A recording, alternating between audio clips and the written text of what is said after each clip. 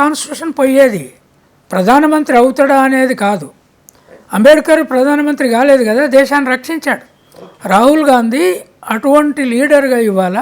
నిన్న ఒక పెద్ద లాయర్ అడిగాడు నన్ను, ఎట్లనండి నా టీషర్టు ఆ ప్యాంట్ వేసుకుంటే ప్రత్యామ్నాయ లీడర్గా కనపడతలేడు కదా, ప్రధానమంత్రిగా కనపడతాడు. ప్రధానమంత్రి అయితేనే దేశ రక్షణ చేస్తా అంటే అంబేద్కర్ కాలే. నెహ్రూ కంటే పెద్దోడు ఎట్లయ్యాడు, గాంధీ కంటే పెద్దోడు ఎట్లయ్యాడు? ఇవాళ ఒక సామాజిక మార్పు, ఒక సోషల్ రెవల్యూషన్. ఈ కాస్ట్ సెన్సెస్ దేశంలో ఎప్పుడూ లేనటువంటి సోషల్ రెవల్యూషన్ తెచ్చింది. అది తెలంగాణలో మొదలైంది. రేవంత్ రెడ్డి కూడా ఆ క్రెడిట్ పోతుంది. ఆయన రెడ్డి కావచ్చు, కానీ రెడ్డిలా ఒత్తిడిని తట్టుకొని నాకు తెలుసు తట్టుకొని చేసిండు. ఆ క్రెడిట్ పోతే ఆయనకు. రేపు పవర్లో ఉంటాడా ఉండడా, that is a different question. కనుక నేను అనేది ఏంటి అంటే, సోషల్ చేంజ్, ఎకనామిక్ చేంజ్, సమాజం కులాలు ఉంటాయి కానీ కులాల మధ్య సమానత్వం. ఇంటర్ కాస్ట్ మ్యారేజ్ కావాలంటే సమానత్వం కావాలి ముందు. అయితేనే ఆ కులంలో ఉన్న అమ్మాయి ఈ కులంలో అబ్బాయి చేసుకుంటే గొడవలు లేకుంటే ఇల్లు గడుస్తుంది. కుల సంఘాలు ఏం చేయాలి, ప్రభుత్వాలు ఏం చేయాలి, మీలాంటి మేధావులు ఎలా గైడ్ చేయాలి అది చెప్పండి.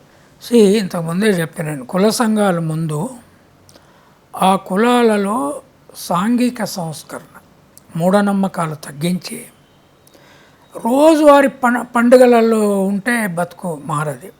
విద్యారంగం వైపు పిల్లల్ని మార్చుకొని, అది ఇంగ్లీష్ విద్యారంగం వైపుకు పిల్లల్ని మారేటట్టు హాస్టల్ ఎక్కడ పడితే అక్కడ ఏర్పాటు చేసుకొని, కులంలో ఉన్న వనరులను పిల్లల విద్యకు డైవర్ట్ చేయాలి.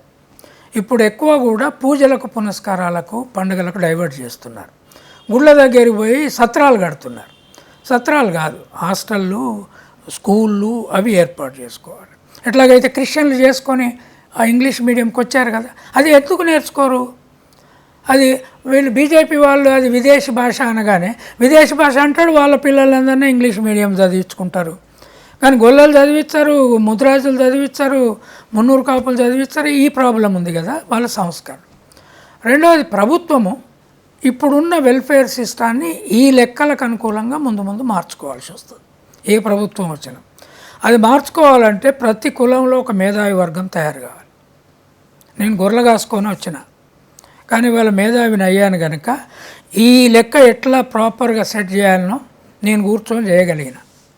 లేకపోతే ఎట్లా సాధ్యమైంది?